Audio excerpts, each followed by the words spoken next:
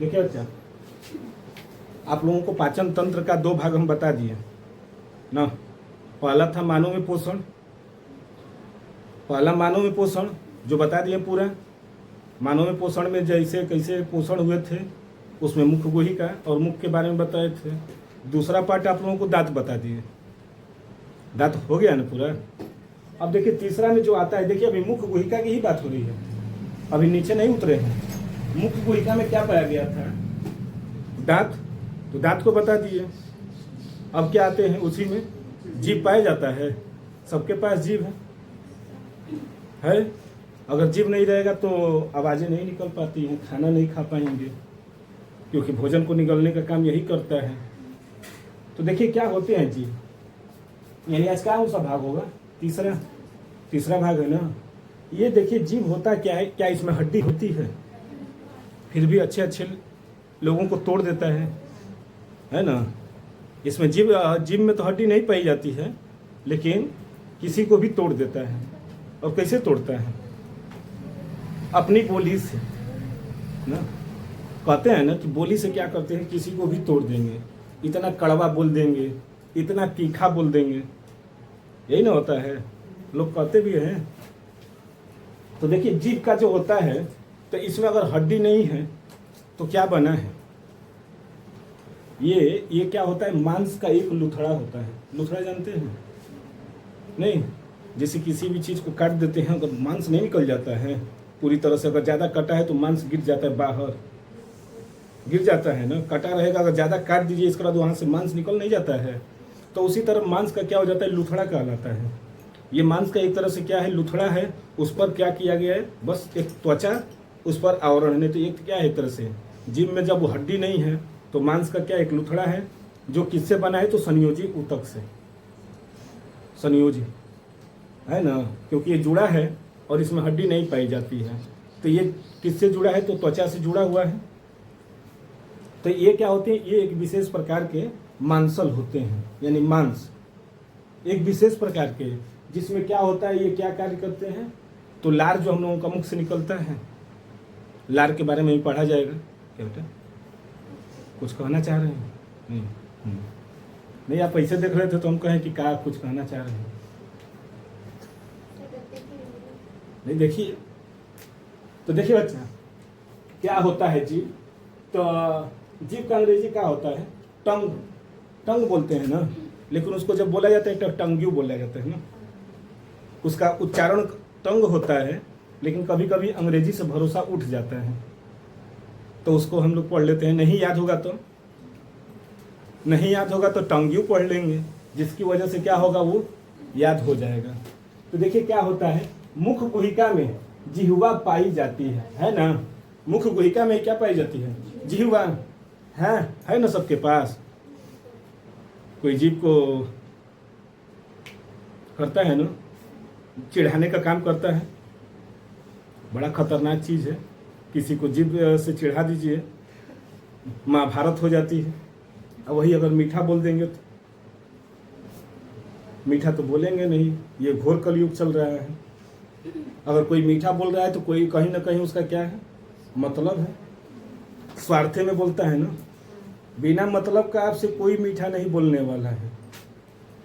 तो देखिए, जो एक लंबी तथा चपटी मांसल संरचना होती है, कैसी होती है? तो लंबी भी होती है और मांसल, जो अभी बोले थे कि मांस की बनी एक लुथड़ा है, जो क्या करता है, जुड़ा रहता है। यह मुख की ओर, यहाँ पर की लिख लीजिएगा, ये मुख की ओर से क्या होते हैं, स्वतंत्र। यानी मुख की ओर क्या होते हैं, स्वतंत्र होते हैं। यानी आगे क्या होती है, पूरी तरह से स्वतंत्र है, तभी तो बारवा निकाल कर हिलाते रहते हैं। सांप अपना जीभ हमेशा निकालता रहता है ना, बाहर निकालेगा, अंदर करेगा, करता रहता है। तथा अंदर की ओर सतह से जुड़ी होती है। और अंदर क्या होता है, जुड़ा है ना, नहीं होता है कि खींचिए, खिंचाएगा नहीं, खिंचाएगा। राख लगा के खींचेंगे तो शायद खिंचा जाए। ऐसे खींचेंगे, काटेंगे तो नहीं काटा पाएगा। लेकिन अगर राख लगा कर खींच कर काट दीजिए तो थोड़ा सा भी नहीं बचेगा, तो उसका आवाज़ें खत्म, जो बरबर करेगा वो भी खत्म। नहीं तो थोड़ा सा काटेंगे तब भी वो करता रहता है। अगर पूरा खींच देंगे तो खत्म। तो इसीलिए लोग कहते हैं कि राख लगा कर तुम्हारी जिभिया खींच लेंगे अगर ज़्यादा बोले तो देखिए यह क्या करता है, जिह्वा इच्छा अनुसार ही क्या करता है, कार्य करता है। इसकी जो इच्छा रहेगी वही करेगा। कैसे, अब बताइए। अगर किसी को बोलना है तुरंत शुरू हो जाता है ना। बैठे रहेंगे तब वो बार जीभ हिलता रहता है, वो अपने इच्छा से ही हिलता है। अभी कोई से देख लेंगे खाने पीने वाला सामान तो ये मचलना शुरू हो जाता है, नहीं मचलता है, मचलना शुरू हो जाता है। अभी कुछ महकने लगेगा तो नाक तो सिकुड़ेगा ही, साथ में यो सिकुड़ लेता है। कभी देखिए, महसूस करिएगा आप लोग कि जैसे कुछ खाने पीने वाली अच्छी चीज़ों को हम लोग देख लेते हैं, जो मनपसंद खाना, तो ये भी लगता है क्या, वो मुंह में पानी आने लगता है, वो तो लार होती है और साथ में ये भी चलने लगता है। उसको क्या करता है, लार को मिलाने लगता है चारों तरफ कि नहीं कुछ महक रहा है, कुछ खाने वाला मिलेगा, नहीं मिलेगा तब भी क्या करेगा, मन मचलता रहता है। तो ये क्या करता है, इच्छा अनुसार कार्य करता है। यानी जो आप इच्छा करेंगे वैसे ये कार्य करेगा, आपकी इच्छा के अनुसार ही ना करेगा। मन किया दबाने का दबा दिया। कभी कभी बोलते बोलते जिभिया कट भी जाता है तो कहते हैं कौन गाली दे रहा है, यही सब बोलते हैं, यही सब बोलते हैं। कहावत है ये कि अगर चुपचाप बातें करते या खाते समय अगर जीभ कट जाती है तो पहले के लोग कहते थे कि कोई गाली दिया है। वही चीज़ हम लोग भी जानते हैं, लेकिन साइंटिफिक रीज़न कुछ और है। हम खाना खा रहे हैं तो जीभ का काम है हिलाने का। हम सोच रहे थे किसी और के बारे में, इधर क्या कर रहा है, जीभ तो अपना खाना मिला रहा है और दांत अपना कुच रहा है। बताइए, दोनों तो अपना काम बराबर कर रहे हैं, लेकिन ब्रेन कहाँ चला गया, तीसरे के पास। जबकि हम खाना खा रहे हैं, जब खाना खा रहे हैं तो क्या करेंगे, चुपचाप खाना चाहिए, क्योंकि इधर जीभ है या इधर दांत है, दोनों अपना काम कर रहे हैं और साथ में जो पानी मिल रहा है लार, वो अपना काम कर रहा है। तो तीसरा पर्सन काहे को हम जान ले आने। अब वही लगते हैं सोचने, तो इधर से भूल जाते हैं और काट देते हैं जिभिया को। बड़ा दर्द होता है उस समय, कटता है तो इसीलिए जब खाइए तो ना किसी से बोलिए ना कुछ। 10 मिनट का काम है, खा कर एकदम आराम से शांत। देखिए, जिह्वा की श्लेष्म कला, श्लेष्म का मतलब क्या होता है, म्यूकस, चिपचिपा। जीभ चिपचिपा होता है, पानी उसमें हमेशा रहता है। जीभ क्या सूखा है, नहीं सूखा रहता है, क्योंकि उसमें लार हमेशा बनी रहती है। आप सोए रहेंगे तब भी वो चिपचिपा। तो वही कह रहा है श्लेष्म कला कि जिह्वा की श्लेष्म कला, श्लेष्म का क्या करती है, श्रावण करती है। इसमें छोटे छोटे छिद्र पाए जाते हैं जीभ में जो होते हैं ना, तो देखिएगा ना, तो उस पर कलिकाएँ पाई जाती हैं, श्वेत कलिकाएँ, स्वाद कलिकाएँ जिसको बोलते हैं, जो छोटे छोटे पाए जाते हैं। अगर कुछ अच्छी चीज़ों को देखेंगे ना तो ये क्या हो जाता है, एक्टिव हो जाता है। जैसे मनपसंद खाना अगर हम लोग देख लें तो ये तुरंत क्या हो जाता है, एक्टिव हो जाता है। ऐसे चुपचाप बैठे हैं खा पी कर एकदम आराम से, तो वो सोया रहेगा। माने जैसे नहीं होता है, कभी कभी रोआ जो होता है खड़ा हो जाता है, ऐसे नॉर्मली वो पड़ा रहता है, यही ना। तो उसी तरह जैसे गर्म समोसा अगर आता है ना, पास में है गर्म समोसा अगर हम लोगों को मिल जाए तो खाने से पहले यही क्या हो जाता है, एक्टिव हो जाता है। और ये इंडिकेट करता है कि गर्म है, जल्दी मत खाना नहीं तो जल जाओगे। ये तुरंत एक्टिव हो जाता है, मुंह में से पानी भी आने लगते हैं। तो वही जो श्वेत कलिकाएँ जो होती हैं, स्वाद कलिकाएँ, वो क्या हो जाती हैं, एक्टिव हो जाती हैं, जग जाती हैं। और जग जाएंगी तो वही क्या करती हैं, लार का क्या करेंगे, यानी म्यूकस का श्रावण करती है। म्यूकस मतलब चिपचिपा पदार्थ का क्या करेंगे, निकलना शुरू हो जाएगा। अगर ऐसे नहीं पता है तो जीभ को ऐसे निकाल लीजिएगा, आगे समोसा रख दीजिए, ऑटोमेटिक पानी आने लगेगा, बाहर निकलना शुरू हो जाएगा। तो किसका श्रावण करती है, तो म्यूकस का। तो वही जो होता है, श्वेत कलिकाएं जब जग जाती है ना, यानी क्या है, स्वाद कलिकाएं, जो हमको स्वाद में टेस्ट बड जिसको बोलते हैं, टेस्ट बड। बडिंग का मतलब होता है उभार, निकल जाना, उभार। हाइड्रा में जैसे उभार होता है, जैसे नहीं होता है किसी का हथवा दो ऐसे उभार हो जाता है, यानी कहीं से निकल जाए, तो उसी तरह उसमें क्या हो जाते हैं, टेस्ट बड निकल जाते हैं, जीभ में छोटे छोटे होते हैं। और जब ये निकल जाएंगे तो किसका श्रावण करेंगे, म्यूकस का, चिपचिपा। और जब चिपचिपा का करेंगे तो समोसा गर्म है, खाएंगे तो स्वाद मिलेगा कि नहीं मिलेगा, मिलेगा ही मिलेगा, क्योंकि गर्म समोसा था और हम उसको खाए हैं तो साथ में क्या निकला था, चिपचिपा पदार्थ, तो पूरे मुंह में क्या होगा, समोसा का स्वाद घुल जाएगा कि नहीं घुल जाएगा, घुल जाएगा, और कहेंगे कि समोसा क्या है, टेस्टी है। यही ना, अगर वही गर्म समोसा मिल जाए या ठंडा समोसा मिलता है तो वही टेस्ट बड, जो स्वाद कलिकाएं हैं ना, नहीं जगेगा, क्योंकि ठंडा था समोसा, तो वो उसका ले आएंगे, ठंडा था, वो एक्टिव नहीं होगा। एक्टिव नहीं होगा तो क्या, म्यूकस का स्राव करेगा, म्यूकस निकालेगा, नहीं निकालेगा।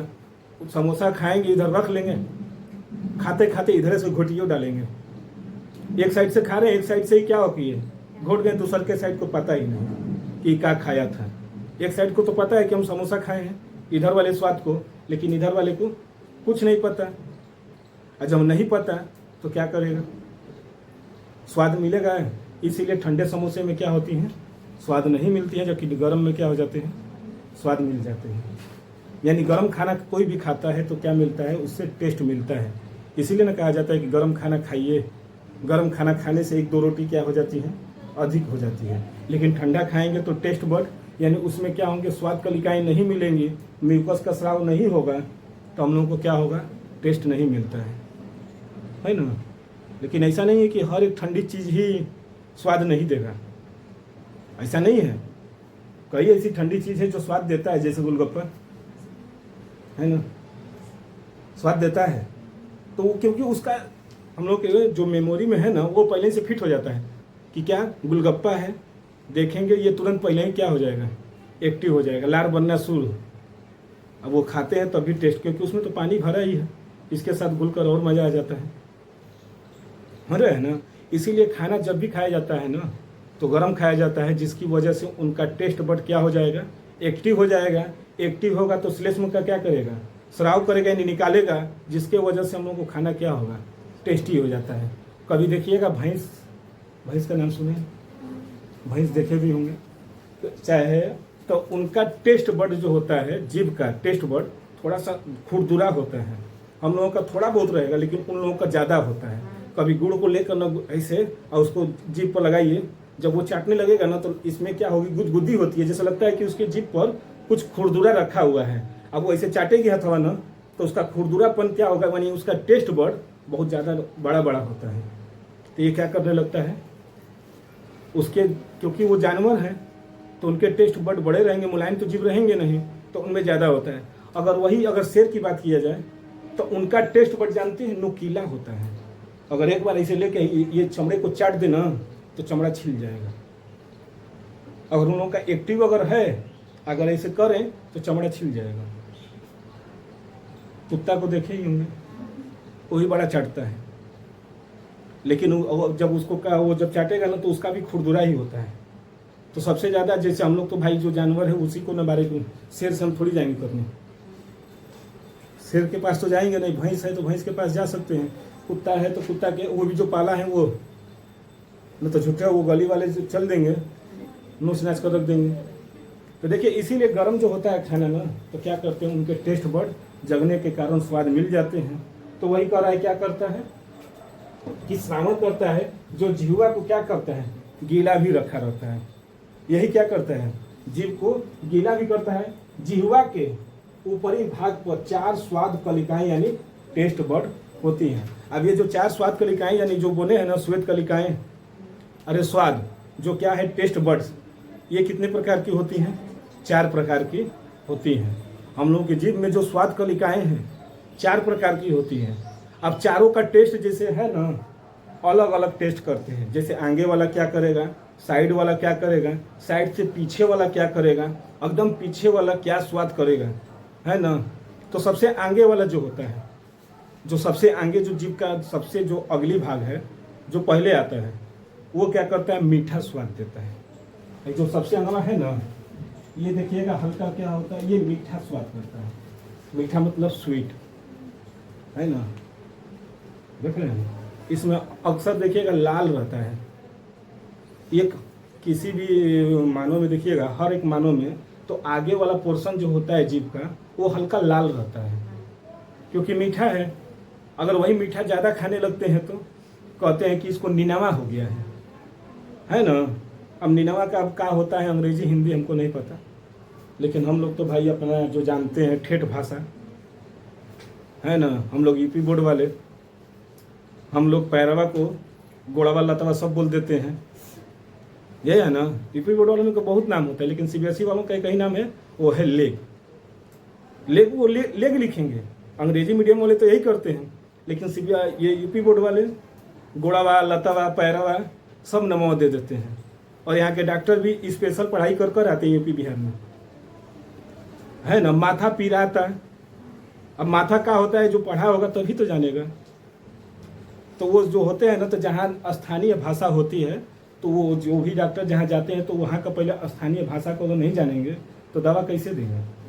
अब माथा पीराता, तो माथा पीराता, पहले माथा क्या होता है माथा तो जान गए, तो पीराता क्या होता है, तो दर्द कर रहा है ना। धुआं ढकार आवता, तो का धुआं ढकार होता है। तो ये सब का क्या होता है ना, जानकारी वो लोग जब आते हैं तो स्थानीय जो डॉक्टर होते हैं वो सब जान जाते हैं धीरे धीरे। जैसे अब हम लोगों को मान लीजिए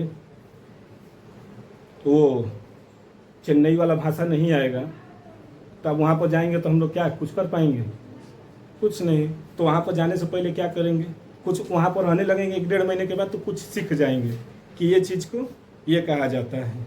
तो उसी तरह तो देखिए अब ये 4 भागों में क्या क्या होते हैं। तो आगे वाला क्या होता है, तो मीठा, यानी आगे जब भी हम लोग टेस्ट करते हैं तो जीभ का कौन सा भाग करेगा, मीठा वाला, तो वो आगे वाला। हाँ, लेकिन आगे से जो साइड है ये वाला है, आगे से जो साइड वाला है ये क्या करता है, तो नमकीन, नमकीन जिसको बोलते हैं साल्ट, यानी नमकीन का टेस्ट कौन करता है, तो आगे से वो जो है ना, आगे से जो भाग है वो साइड में वो क्या करता है, नमकीन का स्वाद देता है। इसीलिए समोसा टेस्टी लगता है, क्योंकि नमकीन है, गरम है, स्वाद कलिकाएँ जब गई हैं तो क्या वो टेस्ट अच्छा लगता है।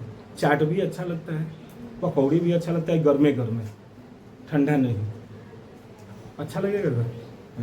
हाँ, इसके बाद इसके पीछे वाला पार्श्व वाला ये वाला ना, ये जो करता है किसका करता है, तो खट्टा का। खट्टा, खट्टा का अंग्रेजी का होगा सावर, नहीं खट्टा। तो देखिए ये जो पीछे से जो है ये जब जाते हैं तो कौन सा टेस्ट करता है, तो खट्टा। तभी तो दतवा कोट हो जाता है। खाते हैं नहीं खट्टा चीज़, अमड़ा खा लीजिए, कच्चा आम खा लीजिए, इमली खा लीजिए, इसके बाद कहिए कि खाना खाइए।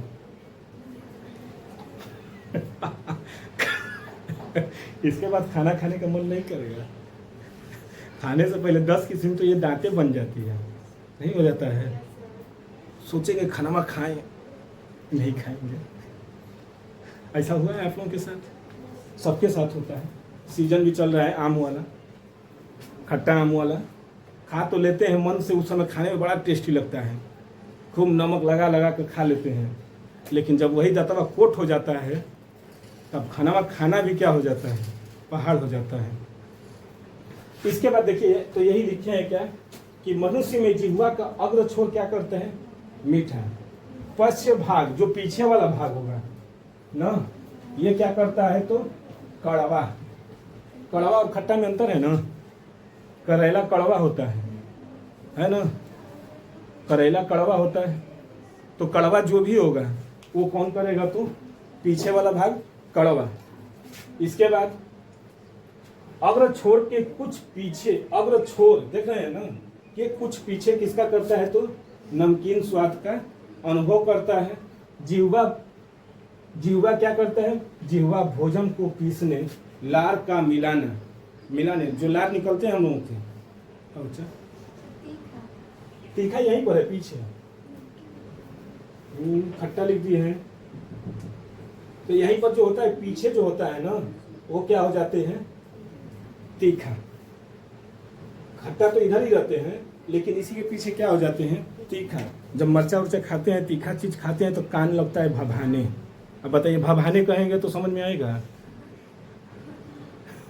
पता है ना, यानी जलने लगता है। बहुत तेज नहीं होता है, कानवा पर ऐसे मारते रहते हैं, पूरा पीटते रहते हैं, इस तरह गलिया भी पीटेंगे दोनों तरफ से, क्योंकि क्या हो रहा है, दिमाग खोला है ना। यानी पीछे ही क्या होते हैं, इसका जो भी तीखा अगर ज़्यादा खा लेते हैं, कभी ऐसे ही मिर्चा खा लीजिए, इसके बाद देखिए कान का हालत, लगता है कि इसमें से धुआं निकल रहा है।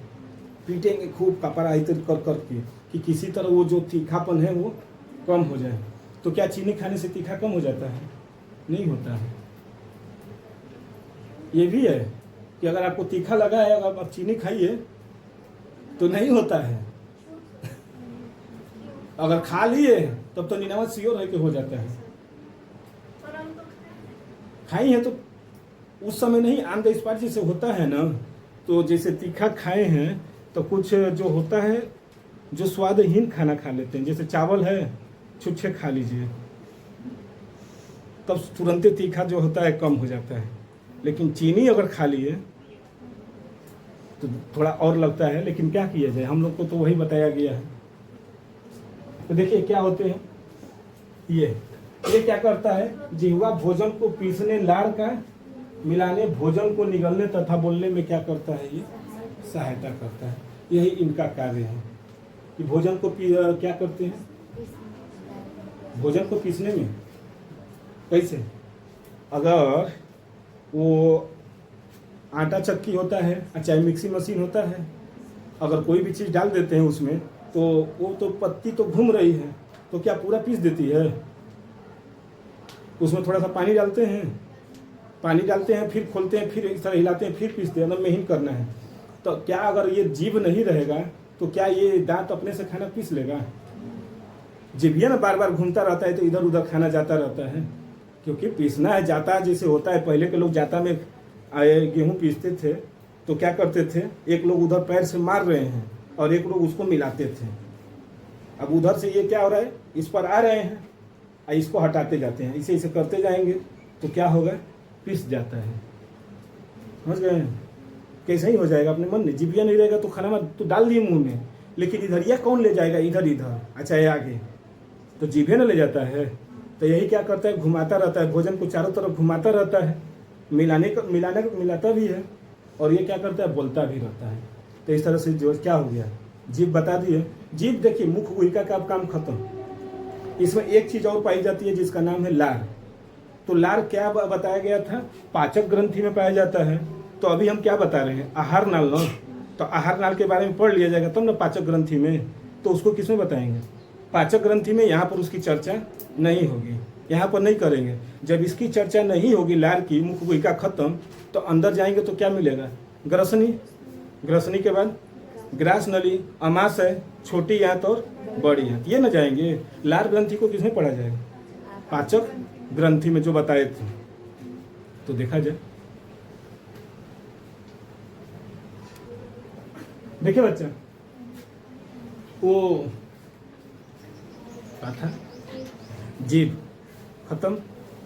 उसके बाद आते हैं ग्रसनी, ग्रास नली नहीं, ग्रसनी बहुत इंपॉर्टेंट काम ये करता है। यही एक है जो बहुत बड़ा काम कर जाता है।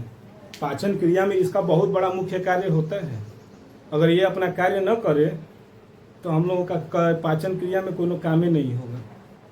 देखिए क्या कार्य करता है कि ग्रसन, यानी इसका अंग्रेजी नाम तो लिखी दिए, मुख गुहिका का पिछला भाग ही क्या कहलाता है, मुख गुहिका है, इसके हई, इसके जो ही नीचे आएंगे हई वाला क्या कहलाता है, तो ग्रसनी कहलाता है। मुख गुहिका के थोड़ा सा नीचे जाएंगे तो हई मुख हो गया ना, और इसके बाद आएंगे नीचे में तो कीप की तरह होगा कि नहीं, हई ऊपर क्या हो गया, हई तो मुख है, इसके बाद जो ही नीचे में जाएंगे तो ऐसे कीप होता है ना, कीप देखे हैं, कीप जिसमें तेल नापते हैं डब्बे में रखकर, इसके बाद तेल, तो एकदम उसी तरह ये खुला रहेगा ऊपर है, और नीचे में आएंगे तो पाइप की तरह एकदम पतला हो जाएगा कि नहीं। तो वही क्या है, यह लगभग 12 से 14 सेंटीमीटर लंबी कीप आकार का नली होता है। कीपाकार लिखे हैं ना, यानी कीप के आकार की क्या होती है, ये नली होती है, जो वायु तथा भोजन का सहमार्ग होता है। हवा भी जाएगा यहीं से, है ना, सांस लिए हैं तो इधर से न जाएगा, मुंह में से होके, और खाना में खाएंगे तो इस से खाएंगे, यही होता है ना। तो दोनों का ये क्या है, सहमार्ग का मतलब दोनों आएंगे और जाएंगे, एक ही साथ जाएंगे, एक ही साथ जाएंगे, खाना भी खाएंगे और पानी भी पिएंगे। शाबाश, खाना भी खाएंगे, पानी भी पिएंगे और साथ में हवा भी लेंगे। हवा लेंगे, ऑक्सीजन नहीं लेंगे। नाक मत फुलाओ, हवा लेते हैं, नाक फुला देने से थोड़ी होगा। हवा लेते हैं, न कि ऑक्सीजन लेते हैं। ऑक्सीजन लेने का काम दूसरा जगह, वो श्वसन, वो उसमें बताएंगे, फेफड़े में श्वसन क्रिया में बताएंगे। ये अभी पाचन क्रिया पढ़ रही है ना, तो यहाँ पर सिर्फ याद कर लीजिए, क्या हम हवा जो बह रही है उसी से कहते हैं क्या कि हम क्या ऑक्सीजन दे, हम ऑक्सीजन ले लिए। वो कहता है नहीं, वो कहाँ जाकर ऑक्सीजन कौन लेता है कौन देता है वो बताएंगे। श्वसन क्रिया में भी पढ़िए, पाचन क्रिया है ना, अभी पढ़ना है पाचन क्रिया। तो देखिए क्या करता है सब आगे इसके, हाँ इसके ये आप बोलते समय इसको हटा दीजिए, जीसस से नहीं जी, इसको हटा देते हैं। ये आप बोलते समय ध्वनि की गूंज क्या करता है, उत्पन्न करने में सहायता करता है ना। हाँ ये तब आते हैं, आवाज बाहर जाएगी, होता है ना। किसी का धौकर एकदम दबा देते हैं, ऐसे दबा चिल्लाता रह जाएगा, नहीं होगा, होगा।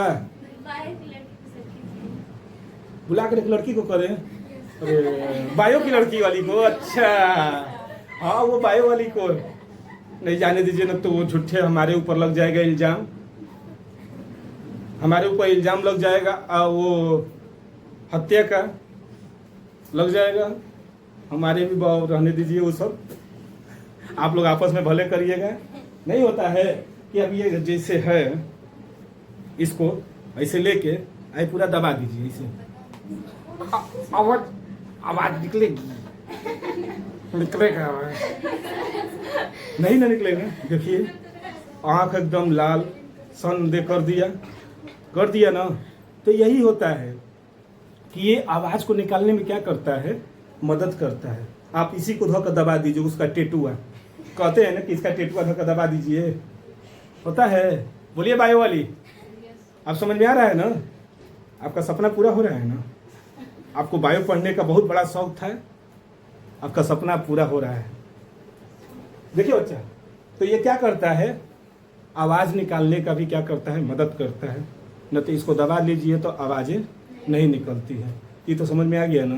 मुंह दबाएंगे तो आवाज निकाल लेंगे, लेकिन हई दबा देंगे ना तो आवाज ये नहीं निकलेगा। तो समझ में आ गया ये कि क्या है। देखिए ग्रसनी में अंदर एक बड़ा क्या होता है, छिद्र होता है, जो क्या होता है, निगल द्वार कहलाता है। यहीं पर एक आएंगे ना तो वो बड़ा हो जाता है, निकल जाता है। तो इसी को क्या कहते हैं, निगल द्वार। कुछ खाते हैं तो यहाँ पर तुरंत हिल जाता है कि नहीं, फिर निकल जाता है। जैसे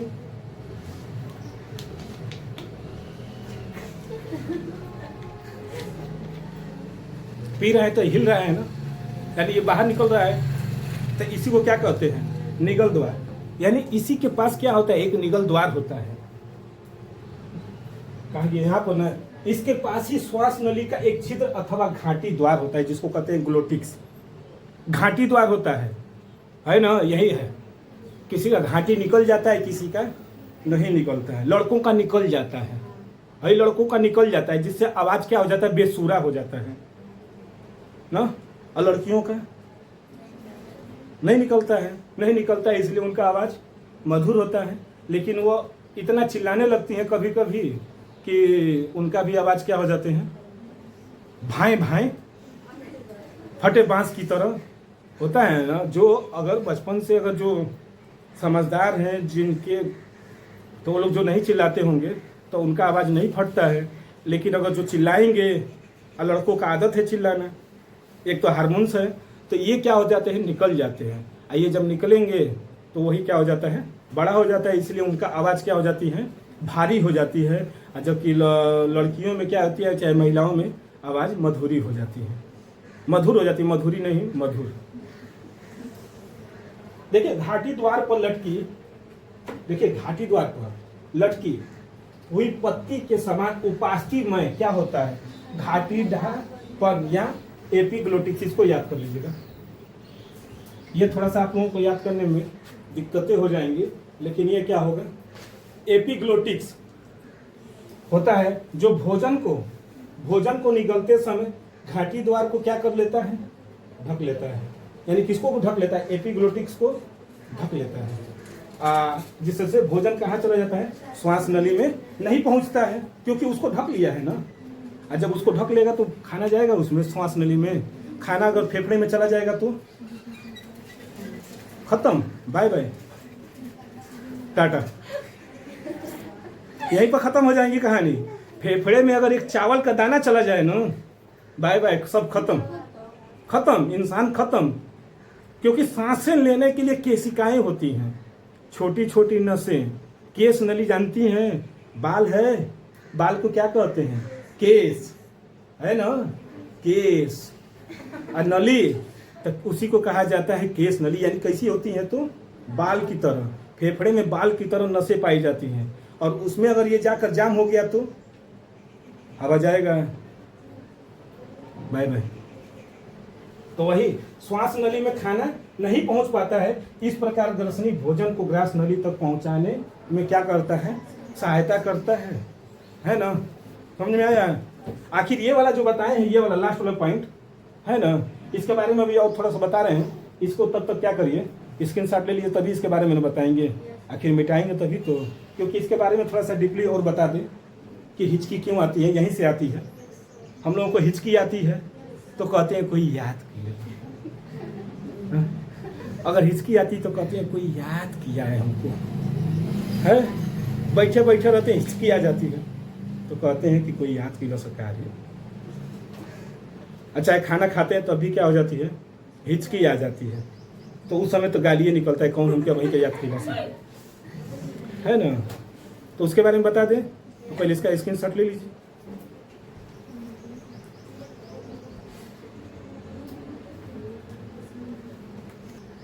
देखिए आप लोग ले लिए होंगे, तो इसको थोड़ा सा मिटा दें।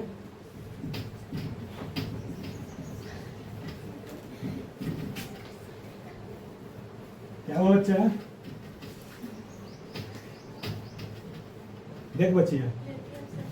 देख बचिए क्या है। आई जैसे जाता है ना, ये मुख गुहिका से होते हुए यहाँ पर जब जाएंगे तो एक नली कहाँ चली जाती है, तो श्वास नली, और एक नली जो है यहीं से निकल कर आ जाती है तो कहाँ पर, ये ग्रास नली। ग्रास नली ये किसका अनुसरण करता है, तो वायु का, और ये किसका अनुसरण करेगा, तो भोजन का। यही है ना, दोनों एक ही नलिया से जा रही हैं। कहां से,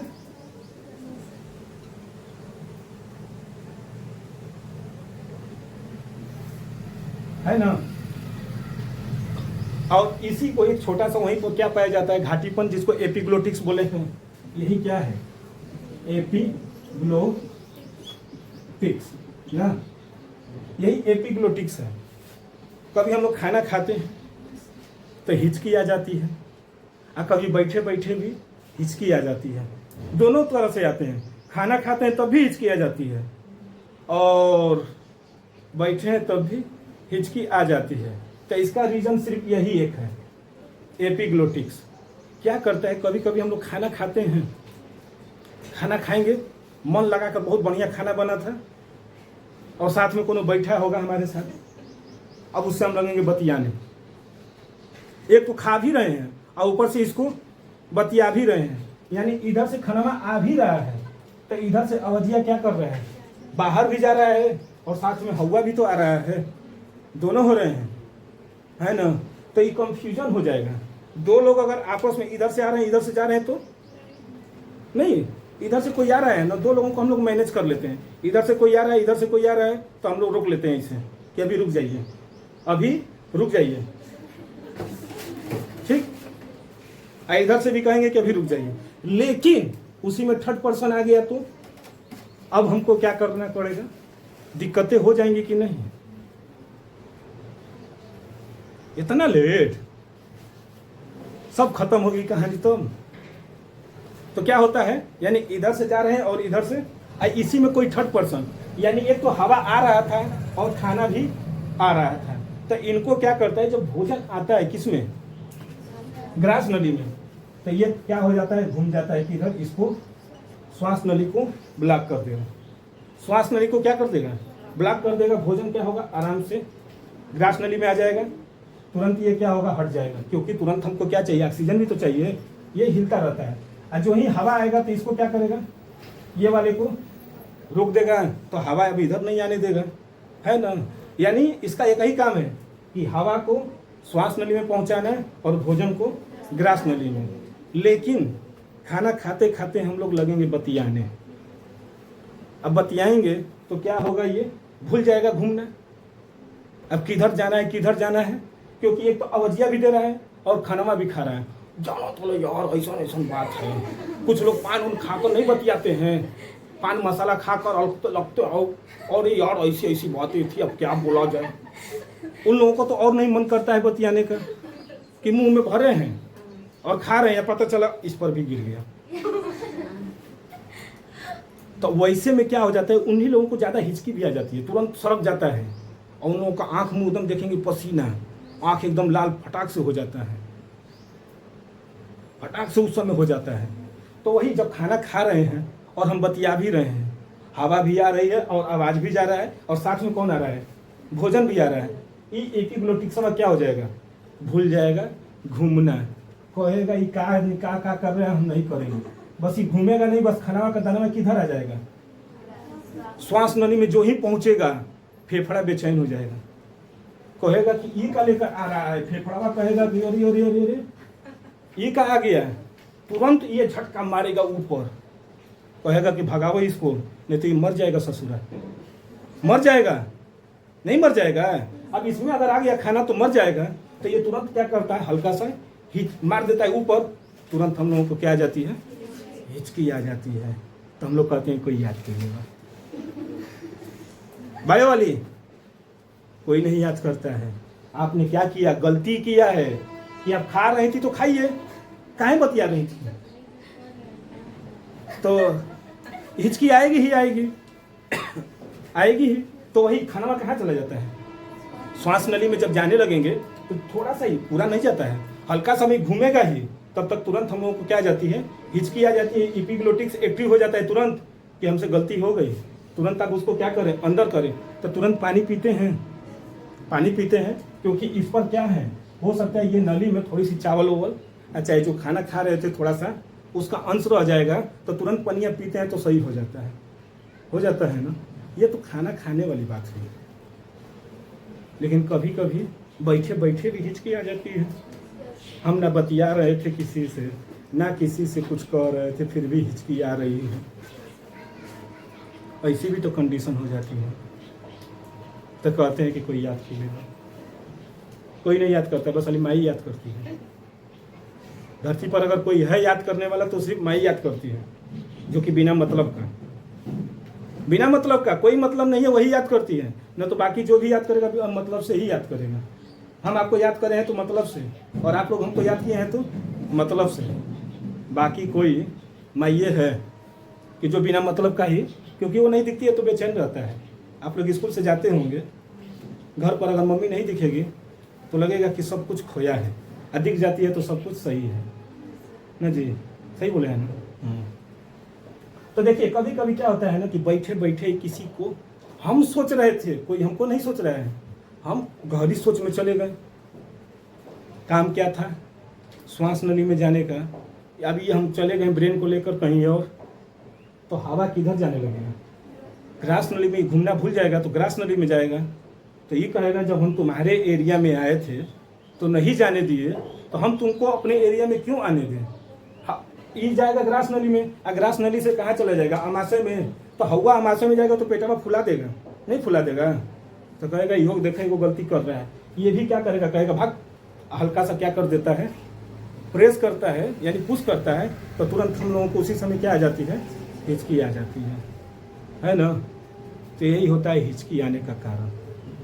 और भी रीज़न है, जैसे कभी कभी मान लीजिए पेट में अमाशय में जब एसिड की मात्रा बढ़ जाती है, तो अभी अमाशय में न बताएंगे, अभी तो यहाँ पर एपिग्लोटिक्स का जो हिचकी वाली बात है, लेकिन कभी कभी कुछ नहीं होता है फिर भी एकदम क्या बोलते हैं उसको, धुआं ढकार, तो अमाशय की दिक्कत है, तो अमाशय में बताएंगे।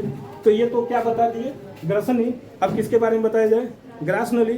ग्रास नली के बाद अमाशय ना।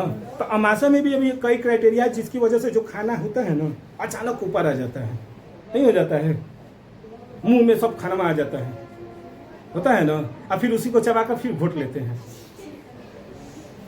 नहीं होता है, कभी कभी होता है क्या, उसको खाना में आ जाता है तो फूंक देते हैं क्या कि खाइए जाते हैं। जैसे भैंस खाती है ना कि जल्दी जल्दी खाकर इसके बाद सब निकाल कर पगुरी करती हैं, आप पगुरी करती रहती हैं दिन भर। क्या हुआ भाई वाली, कुछ कहना चाहती हैं, समझ में आया हिचकी क्यों आती है?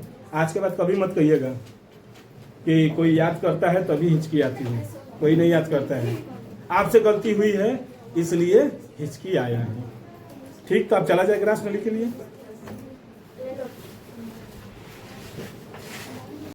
देखिए बच्चा, ग्रसनी के बाद आता है, जो ग्रसनी बता दिए थे, अब उसके बाद आता है ग्रास नली या फिर ग्रसिका, इसको बोला जाता है। देखिए यहाँ पर क्या होते हैं, ग्रसिका यानी ग्रसिका या फिर ग्रास नली यानी ओसियोफेगस। ये क्या होता है, ग्रसनी के बारे में तो पूरी तरह से बता दिए। अब क्या जाएंगे, यहाँ से तो खत्म, अब यहाँ के बाद आते हैं सीधे ग्रसनी के पास। तो ग्रसनी जो होती है लगभग 25 सेंटीमीटर लंबी नली होती है। तो वही क्या है कि यह पतली, पेशीय, संकुचनशील एवं लगभग 23 से 27 सेंटीमीटर लंबी नली होती है। देखिए यह कैसा होता है, पतला भी होता है, संकुचनशील होता है, यानी जो भोजन जब जाए तो इसमें संकुचन नहीं रहेगा, ये कड़ा रहेगा, तो भोजन को ले जाने में क्या होगा, दिक्कतें होंगी। क्योंकि कुछ लोग खाना तो थोड़ा थोड़ा खाते हैं और कुछ लोग होते हैं पूरा जल्दी जल्दी खाते रहते हैं। तो अगर इनमें संकुचन नहीं रहेगा तो वही क्या होंगे, अगर ये फैलेगा नहीं या चाहे सिकुड़ेगा नहीं तो ये क्या होंगे, दिक्कतें हो जाएंगी खाना खाने में। क्योंकि थोड़ा खाना खाइए या फिर ज़्यादा खाने लगते हैं तो अगर ये संकुचन रहता है तो अपने अनुसार क्या हो रहता है, घटता और बढ़ता रहता है, यानी इसकी व्यास जो होती है अपने अनुसार घट जाता है या फिर बढ़ जाता है। तो वही क्या होती है, ग्रसनी निगल द्वार द्वारा आहार नाल के दूसरे भाग में अर्थात ग्रास नली में क्या होती हैं, खुलती हैं। यानी जो हम निगल द्वार, या ये क्या था, हम लोगों का निगल द्वार था, यहाँ से निगलते हैं तो कहाँ जाता है, ग्रास नली, ग्रसिका या फिर ग्रास नली में जाता है। लेकिन यहाँ पर एक शर्त है कि इसकी दीवार में क्या होती है, पाचन ग्रंथियां नहीं होती हैं। यहाँ पर कोई पाचन नहीं होता है, ग्रास नली में कोई पाचन ही नहीं होता है, जो क्योंकि मुख गुहा से खाना होते हुए यहाँ पर जाता है ग्रसनी में, ग्रसनली से कहाँ जाता है, ग्रसिका में, और यहाँ पर कोई पाचन नहीं होता है। लेकिन एक चीज इसमें पाया जाता है जिसका नाम होता है श्लेष्म, अर्थात म्यूकस इसमें पाए जाते हैं, जिसकी वजह से भोजन क्या होता है, आराम से आसानी से अमाशय में चला जाता है। तो परंतु श्लेष्म उपस्थित होता है जिससे क्रमाकुंचन द्वारा फिसलता हुआ भोजन कहाँ चला जाता है, तो अमाशय में चला जाता है। देखिए क्रमाकुंचन यानी क्रम के अनुसार भोजन को क्या करेंगे, जैसे एक बार खाए हैं तो फिर दूसरा खाने के लिए पहले क्या करते हैं, खाते हैं, फिर घोटते हैं, इसके बाद में दूसरा का डालते हैं। तो यही क्रिया क्या कहलाती है, क्रमाकुंचन, यानी क्रम अनुकुंचन, यानी क्रम से अनु मतलब भोजन, कुंचन मतलब कुछ कर, क्रम से जो भोजन होगा अमाशय में जाएगा, लगातार एक के बार में नहीं जाएगा। तो इसी को क्या बोलते हैं, क्रमाकुंचन द्वारा फिसलता हुआ भोजन कहाँ चला जाता है, अमाशय में पहुंच जाता है। एक पेशीय एवं संकुचनशील छिद्र, देखिए बच्चा, एक पेशीय एवं संकुचनशील छिद्र अमाशय में इसके खुलने को क्या करता है, नियंत्रित करता है। यानी यह जो होता है संकुचनशील होता है, जो अमाशय में जाकर क्या करता है, खुलेगा तो उसको कंट्रोल करता है। क्योंकि अगर ये डायरेक्ट अगर इसको कंट्रोल ना किया गया तो क्या होगा, अमाशय में भोजन एकत्रित बहुत ज़्यादा मात्रा में हो जाएंगे। तो इसीलिए इसको क्या करता है, कंट्रोल करता है। इसीलिए भोजन क्या होते हैं, बारी बारी से खाते हैं, थोड़ा सा खा लेंगे फिर घोटेंगे, फिर दूसरा खाना खाएंगे तो फिर घोटेंगे। तो ये क्रिया क्या करती रहती है, संकुचनशील करती रहती है। तो इस तरह से पाचन तंत्र का जो आहार नाल में जो तीसरा भाग था वो क्या था, ग्रसिका या ग्रास नली। अब देखिए जो सबसे इंपॉर्टेंट अब जा रहे हैं बताने वो है अमाशय, इसीलिए इसको यहीं पर रोक दिए हैं। अब अमाशय को आगे बताते हैं, तब तक इसका स्क्रीनशॉट लेना है तो ले लीजिए।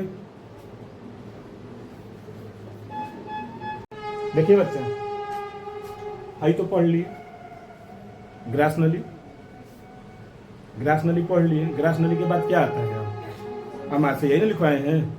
आहार नल में मुख गुहिका, ग्रसनी, इसके बाद ग्रास नली। ग्रास नली के बाद आता है अमाशय।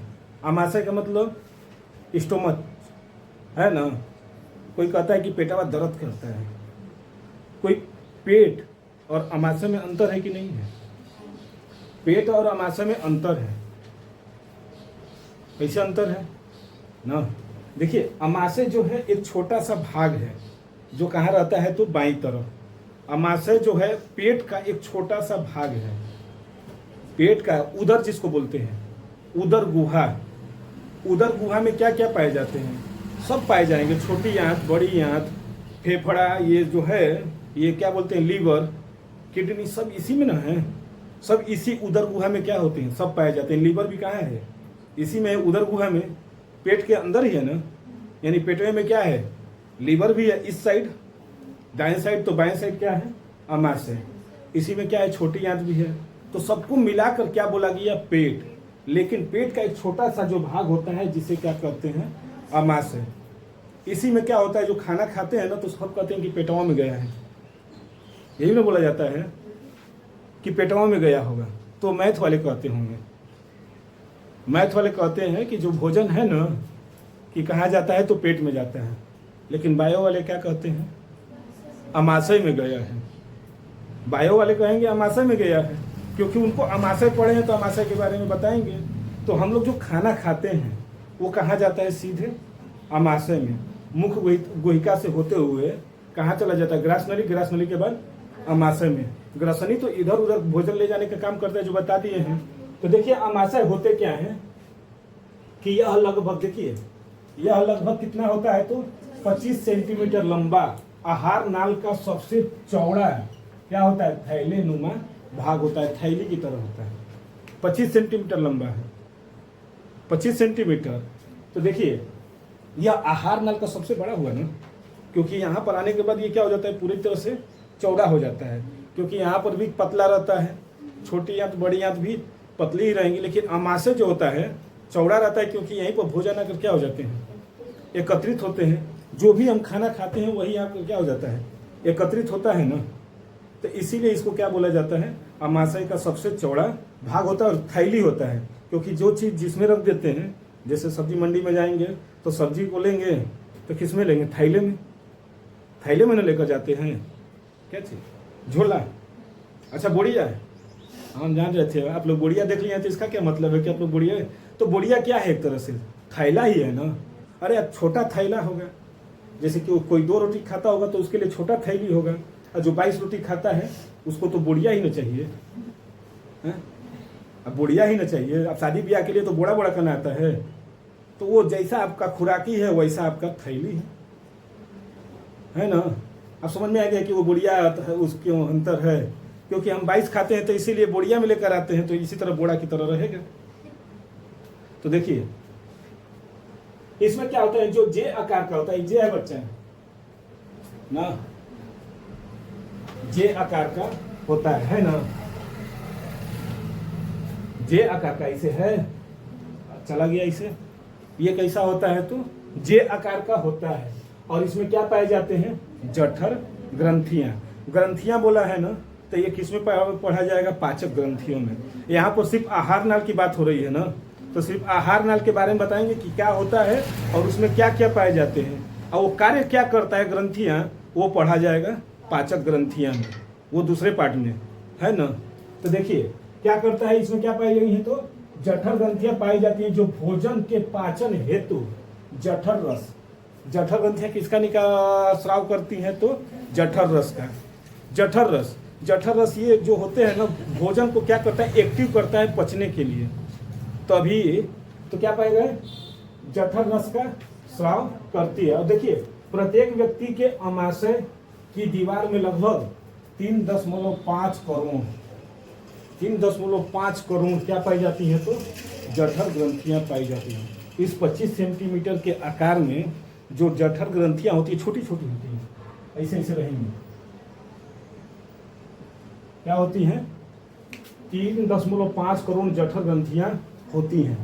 छोटा नहीं रहेगा, क्योंकि यहाँ पर भोजन जो है हम लोग दिन भर में कितना खाते हैं, बहुत खाते हैं, तो जठर ग्रंथियां भी क्या होनी चाहिए, ज़्यादा होंगी तभी तो उसका पाचन भी सही करेंगे।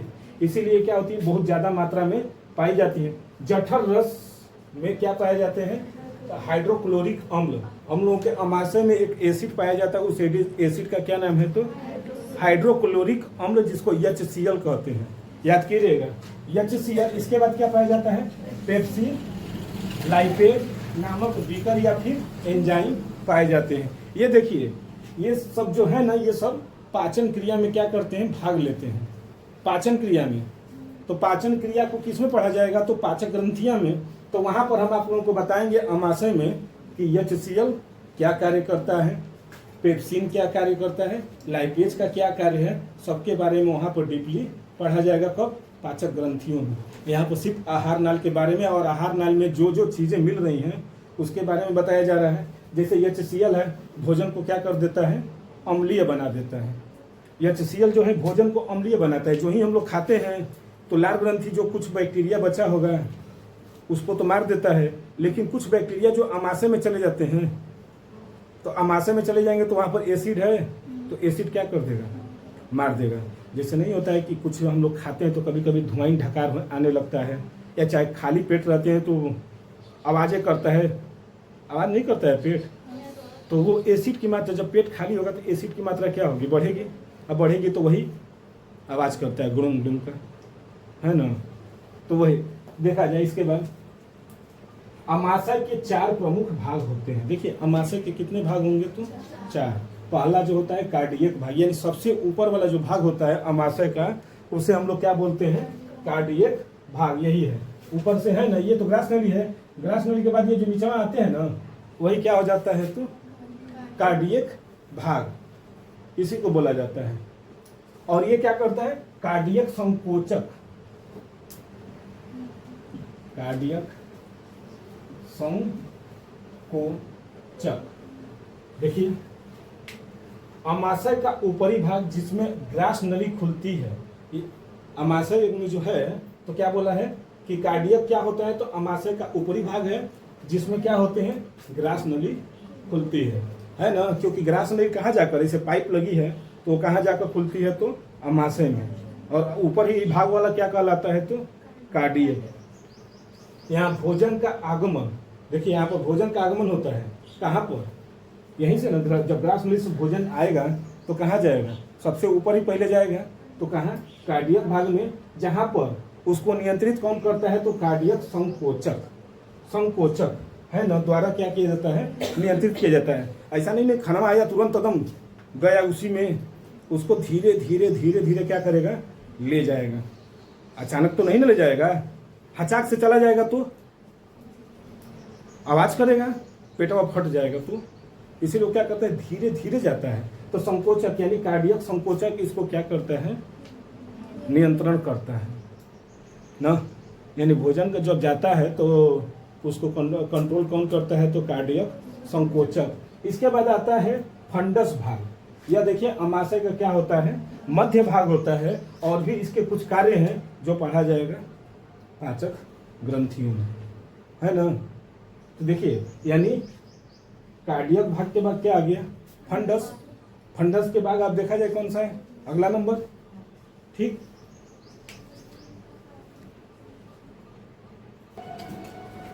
देखिए बच्चा, अमाशय का जो तीसरा भाग आता है वो क्या होता है, तो पाइलोरिक भाग जिसको बोलते हैं। बहुत इंपॉर्टेंट ये भाग होता है पाइलोरिक भाग, जो भोजन को क्या करता है, सुरक्षित रखता है। तो देखिए यह अमाशय का निचला भाग है, जो छोटी आंत में क्या होता है, जाकर खुलता है, ये है ना। यहीं से क्या हो जाते हैं, छोटी आंत में ये जाकर खुलता है। कौन सा भाग, तो पाइलोरिक।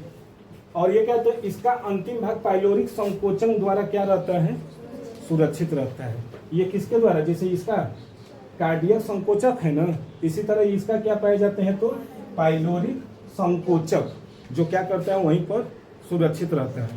पेट को, आमाशय को सुरक्षा रखना बहुत जरूरी है, क्योंकि अगर ये सही रहेगा तो शरीर की हर एक क्रिया क्या होगी, अपने आप सही रहती है। अगर आप लोग सही से अगर अपना रूटीन में खाना खाएं तो जीवन में कभी कोई दवा की जरूरत नहीं पड़ेगी। अपना जो नित्य काम है, नित्य नहीं, अपना जो नित्य काम है, नित्य काम जानते हैं, सुबह अपने समय पर उठना, उठकर ब्रश, मुंह, इसके बाद नहाना, इसके बाद खाना पीना जो है, रात तक का जो अपना एक रूटीन बना लेता है ना, तो उसको जीवन में कभी दवा की जरूरत ही नहीं पड़ेगी। हाँ, मौसम कभी कभी परिवर्तन होगा तो सर्दी जुकाम तो वो तो होना जरूरी है, लेकिन अगर जो अपना नित्य काम करेगा तब, इसीलिए इस लड़की का नाम नित्या रखा गया है। सही बात है ना। देखिए, और लास्ट वाला जो भाग होता है जिसे क्या कहते हैं, शेषाग्र भाग। शेष वाला भाग शेषाग्र भाग कहलाता है। और ये क्या होता है, उपरोक्त तीनों भाग के अतिरिक्त बचा हुआ भाग क्या कहलाएगा, क्योंकि ये नीचे से जो बच गया है ना, वही भाग क्या कहलाएगा, शेषाग्र कहलाता है। और आमाशय भोजन को कुछ समय के लिए क्या करता है, एकत्रित करके रखता है। नहीं तो अगर हम खाए हैं और तुरंत निकल जाए तो फिर खाना पड़ेगा। होता है ना कि कुछ लोग खा लेते हैं दबा कर कि कल व्रत करना है, तो रात को खूब खा लेते हैं। जो व्रत करने वाले होते हैं कि कल भाई व्रत करना है तो आज रात को पूरा खा लेंगे, रात को 12 बजे खाते हैं, 11:30 बजे खा लेंगे, इतना कि हमको किसी तरह कल व्रत रहेंगे तो कैसे रहेंगे, रहेगा पेटवा में तभी तो, खा पी कर एकदम रखे रहेंगे, कम से कम 10-12 घंटे वाला खाना खा लेंगे दबा कर, तो अमाशय में जाएगा, वो क्या हो जाएगा, वहीं पर एकत्रित रहेगा। एक रोटी खाकर सो जाएंगे और कल कहेंगे कि व्रत करने के लिए तो थोड़ा सा खाना था, वो सुबह खत्म, वो सुबह खत्म हो जाएगा तो बचेगा क्या, खाली रहेगा, दिन भर इधर उधर दिमाग एकदम घूमता रहेगा। तो जो भी खाना हम लोग खाते हैं ना, तो कुछ देर के लिए क्या करता है, 4 घंटा 5 घंटे के लिए अमाशय कहता है कि हम अपने पास रखे रहेंगे। क्यों रखे रहेंगे, तो क्योंकि उसका बहुत काम है। अचानक अगर हम कुछ कर देंगे, किसी के बारे में जानकारी लेना है, तो उसको साथ पहले घुलना मिलना पड़ेगा कि तुरंत हम बता देंगे कि ये कैसा है। तो उसी तरह इसमें जो भी पौष्टिक आहार है, तो उसको पहले क्या करेगा, अमाशय धीरे धीरे पीसेगा, उसको तोड़ेगा। दांत से तो चबाए थे, लेकिन पूरा खाना चबाए थे नहीं चबाए थे। अब अमाशय उसको क्या करेगा, धीरे धीरे पीसेगा, पीस कर उसमें से जितनी भी अच्छी अच्छी चीज़ें होंगी उसको क्या करेगा, सोखेगा, निकालना शुरू करेगा। माने जो बेकार चीज़ें हैं चाहे अच्छी, सबको पहले क्या कर देगा, एकदम महीन कर देगा पीस कर। पीसना जानते हैं ना, पीस कर महीन कर देता है। तो वही कह रहा है क्या कि फिर उसे पीस करता था, तोड़कर उसका आंशिक पाचन करता है। पाचन नहीं होता है, थोड़ा सा पाचन कर लेता है, क्योंकि उसको भी तो जरूरत है। 3.5 करोड़ यानी 3.5 करोड़ जठर ग्रंथियाँ हैं, तो उनको एक्टिव रखना है कि नहीं रखना है। तो वहाँ पर थोड़ा बहुत क्या करेगा, उसको अवशोषित करेगा, यानी पाचन करेगा। और इस कार्य को कौन करता है, इस कार्य का जठर रस का योगदान महत्वपूर्ण हो जाता है। यहाँ पर जठर रस जो होता है ना, जठर ग्रंथियां जठर रस का स्राव करती हैं, तो इसका सबसे बड़ा योगदान होता है, क्योंकि अगर वो नहीं निकलेगा तो काम नहीं कर पाएगा अमाशय। तो इसीलिए जठर ग्रंथि क्या करती है, उसको काम करता है। अतः अमाशय में पेशीय संकुचन या फिर क्रमाकुंचन। क्रमाकुंचन का मतलब होता है क्रम अनुकुंचन। क्रम का मतलब सीरियल नंबर, अनु मतलब भोजन, कुंचन मतलब पीसना। क्रम से इसको क्या करता है, लेता रहता है। यानी थोड़ा सा लेंगे, जैसे एक रोटी खाते हैं, एक रोटी पूरा खा लेते हैं, एक भाग तोड़ते हैं, मुंह में डालते हैं, कूचते हैं, फिर क्या करते हैं, यहाँ पर नीचे ले जाते हैं, तब ना दूसर का डालते हैं। तो उसी को क्या बोला जाता है, क्रमाकुंचन। उसी तरह अमाशय भी क्या करेगा, थोड़ा थोड़ा भोजन लेकर इसको क्या करेगा, पीसेगा, तोड़ेगा, उसका आंशिक पाचन करेगा, फिर दूसरा लेगा। यानी ये भी क्या करते हैं, धीरे धीरे अपना पाचन करते रहते हैं। क्रमाकुंचन गति के कारण ही भोजन क्या हो जाती है, लुगदी या फिर काइम। इसको क्या बोलते हैं, लुगदी को ही काइम बोलता है। लुगदी का मतलब होता है गठरी। गठरी जानते हैं ना, जैसे कपड़ा उपड़ा है, उसको लेकर क्या कर देंगे, बांध देंगे, जब कोई मेहमान आता है ना, तो मेहमान आएंगे तो पूरा कपड़ा रहता ही है। अब जल्दी जल्दी में क्या करते हैं हम लोग, जैसे है बेड पर रखा उसको एकदम ऐसे ही बंद करेंगे, बांध कर पलंग के नीचे फेंक देते हैं। भाई मेहमान आते हैं अचानक ही अगर आएंगे तो क्या हो जाता है, समझ गए ना। यानी भोजन को लुब्धि बनाता है। जैसे हम लोग तो खाए हैं, कैसा चना खाए हैं, चना खाए हैं, चना कैसा बन जाता है, कायम की तरह लुब्धि हो जाता है ना, लुब्धि हो जाता है। यानी उसका क्या हो जाता है, गठरी बन जाता है। अगर यही लुब्धि नहीं बनेगा तो जैसा खाए थे वैसा ही निकलेगा। जैसे छोटे बच्चे चना खा लेते हैं, जिनका दांत नहीं होता है, छोटे बच्चों का दांत नहीं रहता है, कुछ खाते हैं, जैसा खाते हैं वैसा निकल जाता है। मटर खा लेंगे तो मटर निकलेगा, होता है ना, ऐसा देख होता है कि नहीं होता है। क्यों? क्योंकि उनमें क्रमाकुंचन जो होता है बहुत कम होता है। एक तो दांत से कुचे नहीं थे, सही घुट गए थे, ये भी इसका मात्रा कुछ क्या हो जाती है, कम रहती है, इसीलिए उसको पीस नहीं पाता है। अब पीसता नहीं है तो उसी तरह निकल जाता है। तो ये क्या था, अमाशय। अमाशय के बाद आप देखिए यहीं से पाइलोरिक भाग है ना, ये कहाँ जाकर खुलेगा, छोटी आंत में है ना। तब छोटी आंत को देखा जाए, अमाशय में तो ये हो गए कि अभी आहार नाल बताए हैं, अभी पाचन क्रिया कैसे कैसे हो रही है अभी बताना है। तब यहीं से क्या होगा, छोटी आंत निकलेंगी, यहीं से निकलता है, ये ग्रहणी है ना, यहीं से छोटी आंत निकलेगी और यहीं से अपना काम करेगा। तो अब छोटी आंत को देखा जाए, देखिए बच्चा क्या हुआ ये जो अमाशय तो हो गए थे, अमाशय के बाद जो है कहाँ जाकर खुला था, छोटी आंत, छोटी आंत ना। तो यहीं से क्या होता है, छोटी आंत में जाकर क्या हो जाता है, अमाशय का जो ग्रहणी होता है, जो निचला भाग होता है, वो जाकर कहाँ खुलता है, तो छोटी आंत में। अमाशय में भोजन क्या हुआ था, आंशिक पाचन होता है, थोड़ा सा पाचन होता है वहाँ पर, थोड़ा बहुत रखेगा पचाकर। होता है ना कि सब कुछ दान कर देते हैं, लेकिन 10% हम अपने लिए रखेंगे, नहीं रखेंगे तो हम कैसे खाएंगे पिएंगे। अपनी कमाई का 90% हम दान कर दिए, तो 10% अपने लिए, क्योंकि हमको भी तो भोजन करना है। तो उसी तरह इसमें जो जठर ग्रंथियाँ थी, जो जठर रस का स्राव करती हैं, अगर उसमें से अगर नहीं लेंगे, आंशिक पाचन नहीं करेंगे, पौष्टिक आहार नहीं लेंगे, तो क्या होगा, वो खराब हो जाएंगे ना धीरे धीरे। तो इसीलिए तो देखिए यहाँ पर क्या हो जाते हैं कि अमाशय कहाँ जाकर खुलता है, तो छोटी आंत, आहार नाल है ना, और सबसे बड़ा सबसे चौड़ा यही होता है। तो देखिए अमाशय जो होता है क्या, यह भोजन के पाचन तथा अवशोषण का मुख्य केंद्र होता है। अगर पूछ दे कि भोजन का पाचन कहाँ होता है, तो सीधी बात है छोटी आंत में होती है, छोटी आंत में होता है। सब लिख देते हैं बड़ी आंत, ये उसमें अमाशय में, अमाशय में पाचन नहीं होता, वहाँ पर आंशिक पाचन होता है। लेकिन छोटी आंत में जो भोजन है पूरी तरह से पच जाता है, पच जाएंगे।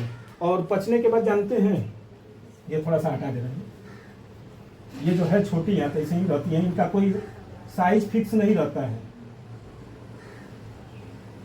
ये छोटी आंत का जो है ना, क्योंकि 6 मीटर लंबी होती है, 6 से 7 मीटर, तो इसमें क्या होते हैं, छोटे छोटे ऐसे ना, ये क्या पाए जाते हैं, तो रसांकुर,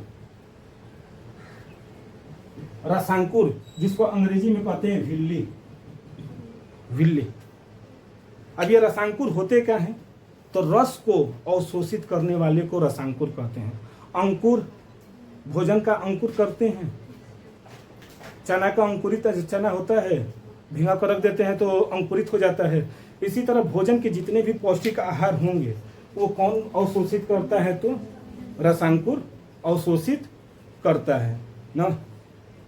यानी भोजन में जितने भी पौष्टिक आहार होंगे, जैसे कार्बोहाइड्रेट, प्रोटीन, वसा, सबका वो क्या करता है, अवशोषित कर लेता है। कौन करता है, तो रसांकुर, याद के रहिएगा।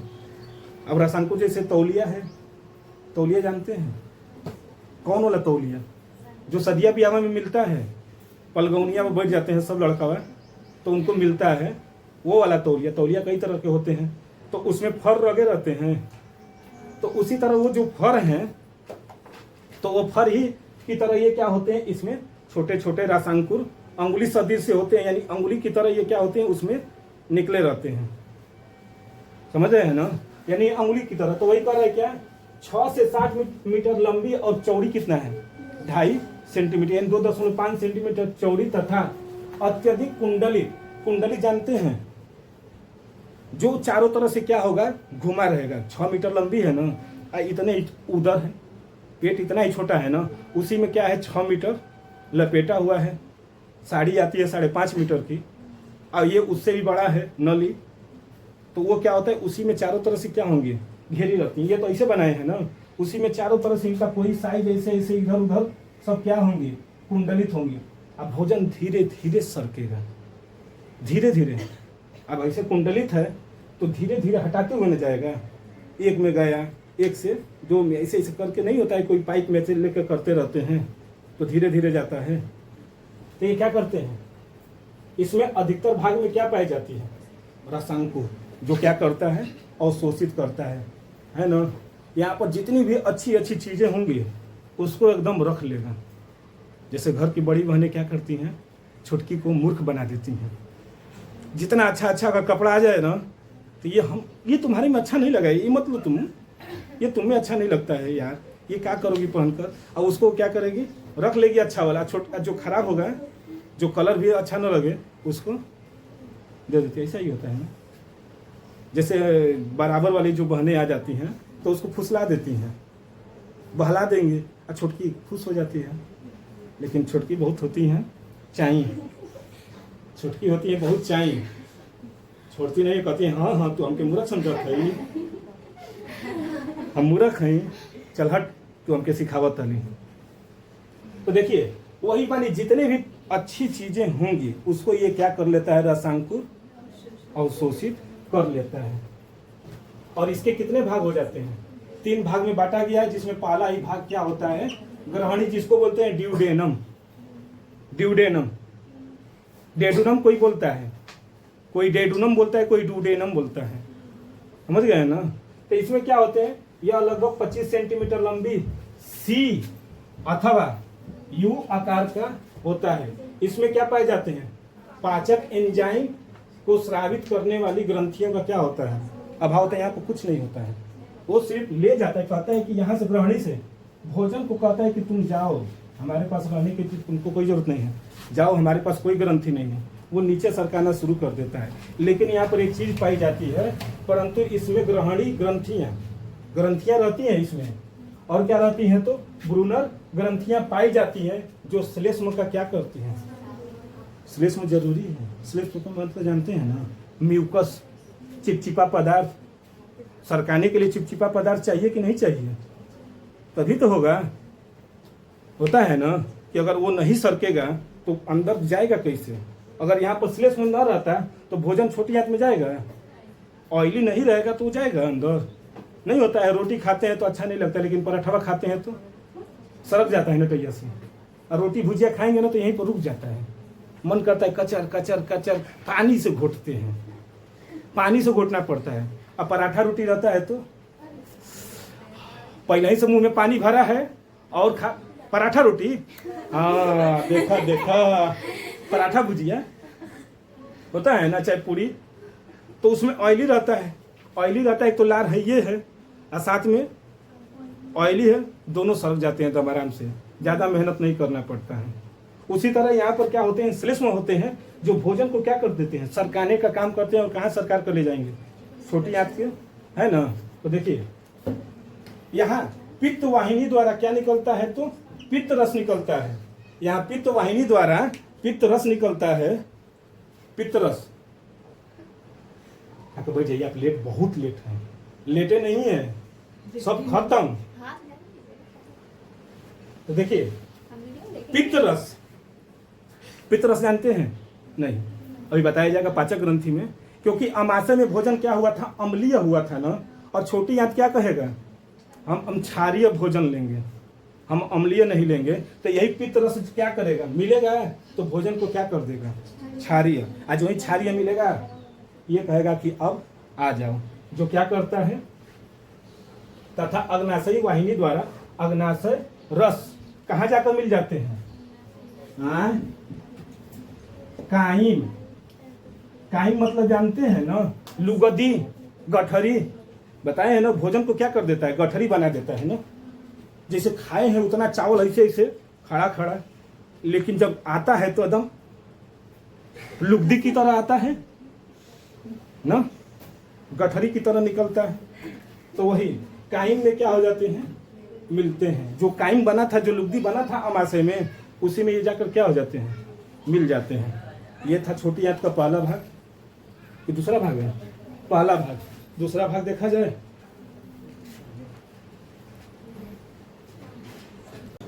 देखिए बच्चा, छोटी आंत का जो दूसरा पार्ट होता है वह होता है मध्यांत्र अर्थात जेजुनम। जेजुनम जो होता है छोटी आंत का क्या होता है? यह मध्य भाग होता है, यानी इसको कहते हैं मध्यांत्र यानी जेजुनम। ये क्या होते हैं कि यह नीचे की ओर ग्रहणी मध्यांत्र में क्या करता है? खुलता है। देखिए यह जो है नीचे की ओर ग्रहणी मध्यांत्र में खुलता है, जिसकी लंबाई कितनी होती है? जो लगभग 2.4 मीटर लंबी कुंडलित नलिका होती है। देखिए मध्यांत्र जो होता है कितना मीटर लंबा होता है? तो इसकी लंबाई अक्सर पूछता है, तो कितना होता है? तो 2.4 मीटर लगभग इसका होता है। और इसका जो व्यास होता है वो लगभग कितना होता है? तो 4 सेंटीमीटर होता है। यानी इसकी जो देखिए इसकी जो लंबाई है कितनी है? तो 2.4 मीटर, और इसका व्यास कितना है? तो 4 सेंटीमीटर। ये इसका क्या था? मध्यांतर यानी छोटी आंत का दूसरा पार्ट। देखिए अगला जो है सी नंबर। सी नंबर क्या है? शेषांत्र। देखिए छोटी आंत का जो आखिरी भाग होता है उसे हम लोग क्या बोलते हैं? शेषांत्र, या फिर उसको इलियम बोलते हैं। देखिए यह क्या होता है? यह छोटी आंत का मुख्य भाग होता है। देखिएगा क्या होता है कि मध्यांतर, यानी ये जो मध्यांतर है ना, मध्यांतर जो होता है, मध्यांतर लगभग 3.4 मीटर लंबी कुंडलित नलिका में जाकर क्या होती है? खुलती है। यानी मध्यांतर का जो भाग था वो कहाँ आकर खुलती है? तो शेषांत्र में आकर मिलती है, जो छोटी आंत का अंतिम हिस्सा है। यही क्या है? छोटी आंत का सबसे आखिरी जो पार्ट होता है उसी को हम लोग क्या बोलते हैं? इलियम बोलते हैं, जो क्या होते हैं? मध्यांतर से जुड़े रहते हैं। इसकी दीवार मध्यांतर से क्या होती है? थोड़ा सा पतली होती है, क्योंकि यहाँ पर जो भोजन एकत्रित होने के बाद अब धीरे धीरे क्या होंगे? बड़ी आंत में जाना शुरू होंगे। तो अगर दीवारें जो होंगी अगर मोटी होंगी तो संकुचन उसमें हो नहीं पाएगा। इसी के कारण ये इनकी दीवार क्या होती हैं? पतली होती हैं, जिसकी वजह से इनमें क्या होंगी? संकुचन हो सके। देखिए यह छोटी आंत का सबसे लंबा भाग भी है। ये कितने मीटर का होता है? तो 3.4 मीटर का। यानी छोटी आंत का सबसे लंबा भाग जो होता है वह होता है इलियम। यह बड़ी आंत के उंडुक या सीकम में जाकर क्या होता है? खुलता है। देखिए बड़ी आंत के उंडुक कहिए या फिर सीकम, सीकम से ये जाकर खुल जाता है। यानी वहीं पे जाकर ये क्या होता है? जैसे बड़ी आंत है तो शेषांत्र जो होता है यानी इलियम वो कहाँ जाकर जुड़ता है? तो बड़ी आंत के उंडुक या फिर उसको कहते हैं सीकम में जाकर ये खुलता है। छोटी आंत के इस भाग में रसांकुर उपस्थित होते हैं। देखिए छोटी आंत के जो ये भाग है ना, इसमें ना रसांकुर यानी अंगुली की समान क्या होते हैं ना, फर की तरफ, फर जो होते हैं वैसे क्या होते हैं? इसमें रसांकुर जिसको विल्ली बोलते हैं वो इसके साथ जुड़े रहते हैं। यानी इसी में छोटे छोटे क्या रहते हैं? फर की तरह इसमें जुड़े रहते हैं। क्या? तो रसांकुर। वो रसांकुर का कुछ कार्य होता है जो कि पचे हुए भोजन के अवशोषण को कई गुना क्या कर देगा? बढ़ा देगा।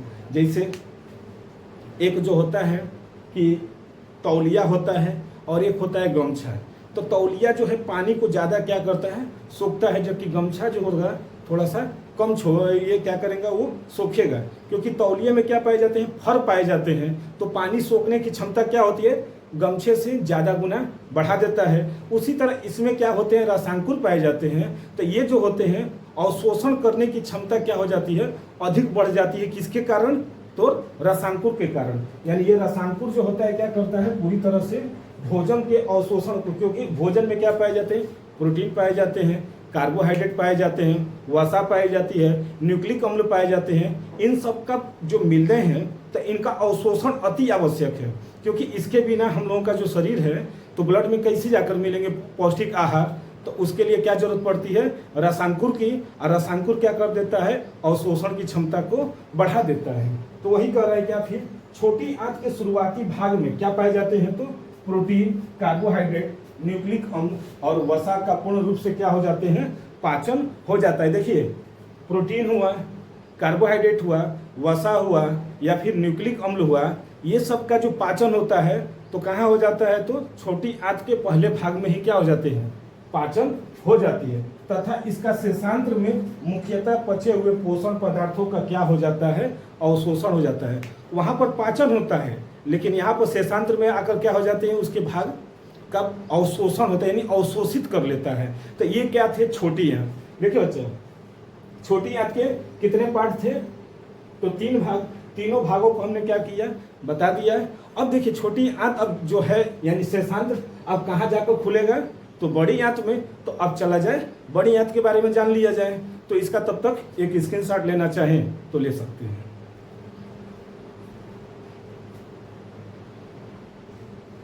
देखिए, बड़ी आंत अर्थात यह जो होता है आहार नाल का सबसे जो लास्ट भाग होता है, जिसे हम लोग क्या कहते हैं, बड़ी आंत। देखिए, बड़ी आंत होते कैसे हैं, तो छोटी आंत से ही क्या होती हैं, छोटी आंत और बड़ी आंत आपस में क्या हो जाती है, आकर जुड़ती हैं। यानी छोटी आंत से जो भोजन होता है अब किस में चले जाते हैं, तो बड़ी आंत में। अर्थात देखिए, ऐसा ही एकदम इसके बड़ी आंत ऐसे ही होते हैं।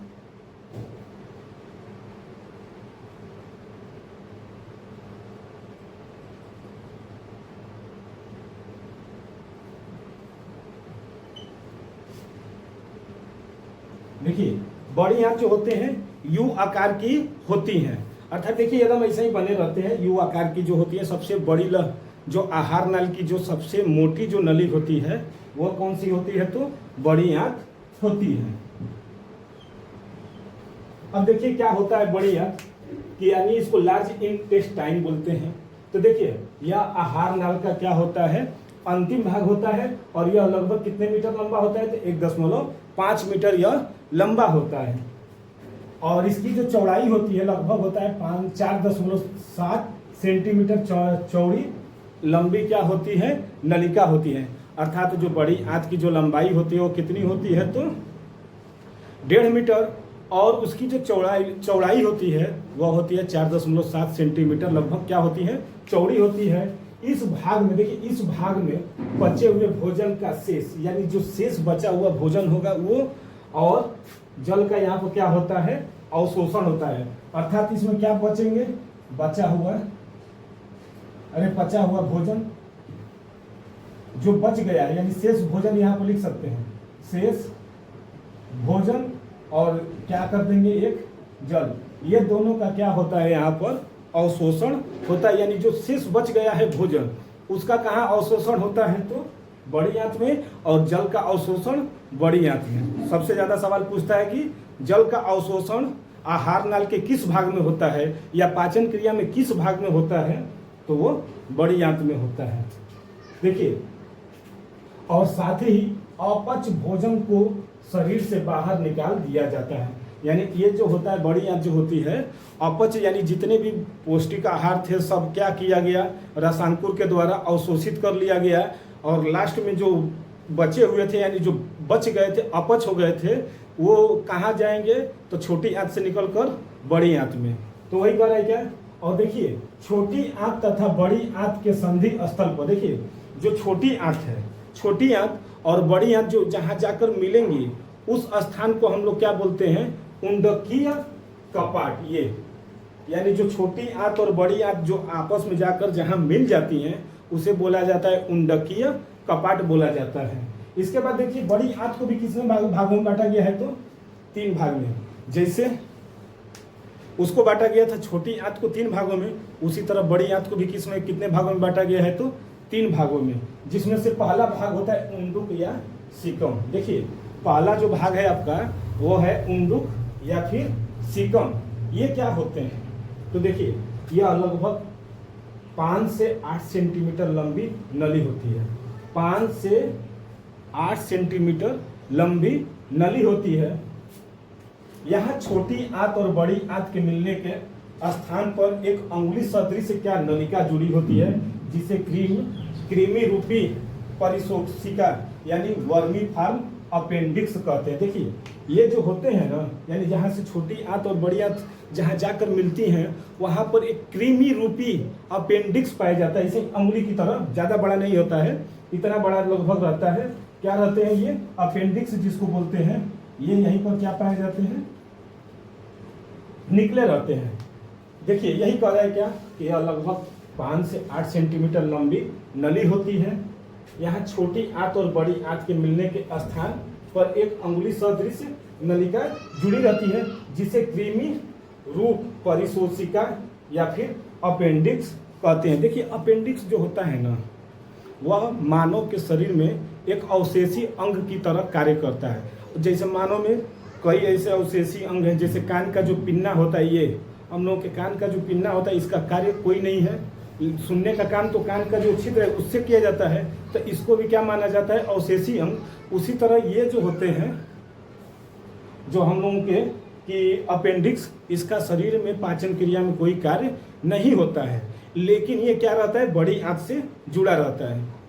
लेकिन कभी कभी क्या होता है ना इसमें कि जैसे खाना खाते रह रहे हैं, इसमें भोजन का कोई कण चला जाए, तब वो कण तो चला जाएगा लेकिन वो निकल पाएगा नहीं बॉडी से, तो वही भोजन क्या हो जाता है, सड़ जाता है। तो ये अपेंडिक्स क्या हो जाएगा, सड़ जाएगा, जिसकी वजह से मानव में क्या हो जाते हैं, एक अपेंडिक्स रोग उत्पन्न कर देता है। काम इसका कोई नहीं है, लेकिन रोग उत्पन्न करने का इसका काम हो जाता है। जैसे नहीं कहा जाता है कि जैसे कि कोई काम वाला नहीं होता है तो फिर कोई ना कोई ऐसा उल्टा सीधा काम कर काम को बिगाड़ देता है। तो उसी तरह ये है क्या कि हम मानव में अवशेषी अंग है। कभी कभी इस परिशोषिका में भोजन के कण क्या हो जाते हैं, पहुंच जाते हैं, जिसके सड़ने पर इसमें सूजन आ जाता है। सूजन आएगा और व्यक्ति अपेंडिसाइटिस रोग से क्या हो जाता है, ग्रसित हो जाता है। अर्थात वही कहने का मतलब कि व्यक्ति को क्या हो जाता है, अपेंडिक्स रोग हो जाता है, जिसको अब ये निकालना जरूरी हो जाता है। नहीं निकालेंगे तो ये क्या होगा, और सड़ेगा, और सड़कर कहीं फट गया तो पूरे बॉडी में क्या होगा, जहर फैल जाएगा और इंसान मर सकता है। इसीलिए इसका जो ऑपरेशन, ओपन सर्जरी या फिर लेजर विधि इस समय तो आ गई है, सबसे अच्छी हो गई है कि क्या किया जाता है, इसको ऑपरेशन के द्वारा इसको निकाल दिया जाता है। तो ये क्या थे, बड़ी आंत की जो पहला भाग था उंडुक या फिर सीकम। अब आइए इसका दूसरा भाग देखते हैं। देखिए बच्चे, जो बड़ी आंत की जो दूसरा भाग होता है उसे हम लोग क्या बोलते हैं, कोलन।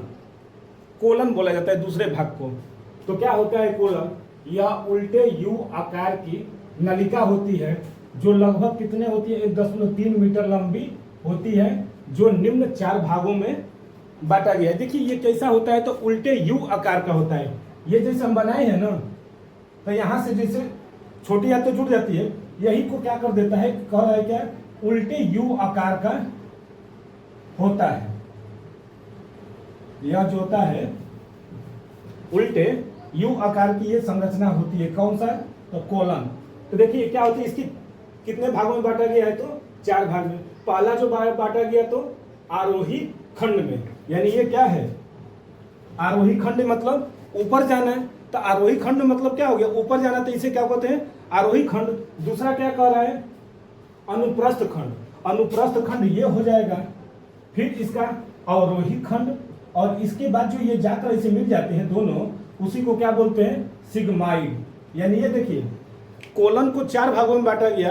चारों भाग में पहला भाग क्या है, आरोही यानी ऊपर जाएगा, अनुप्रस्थ ऐसे सीधे जाएगा, और फिर नीचे आएगा डिसेंडिंग। और डिसेंडिंग के बाद जो दोनों जाकर आपस में इसे मिलते हैं उसी को क्या बोलते हैं, सिग्माइड। यानी कोलन को कितने भागों में बांटा गया है, तो 4 भाग में। और जानते हैं कोलन जो होता है जगह जगह फूला रहता है। जैसे कोलन जो होता है जगह जगह क्या होगा, फूला रहेगा। उसी फूलने की जगह को हम लोग क्या बोलते हैं, तो हास्ट्रा बोलते हैं। यानी देखिए कोलन जगह जगह क्या होता है, खुला रहता है, जिसे क्या बोलते हैं, हास्ट्रा बोला जाता है। इसके बाद देखिए इसका बड़ी आंत की जो आखिरी पार्ट जो आता है वह होता है मलाशय। मल जहाँ एकत्रित होते हैं उसी को क्या बोला जाता है, मलाशय यानी रेक्टम।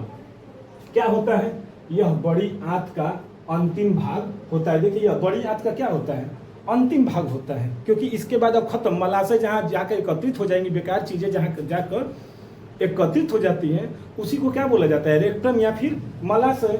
यह बड़ी आंत का अंतिम भाग होता है जो लगभग 15 सेंटीमीटर लंबी होती है। ये क्या होती है तो 15 सेंटीमीटर लंबी होती है।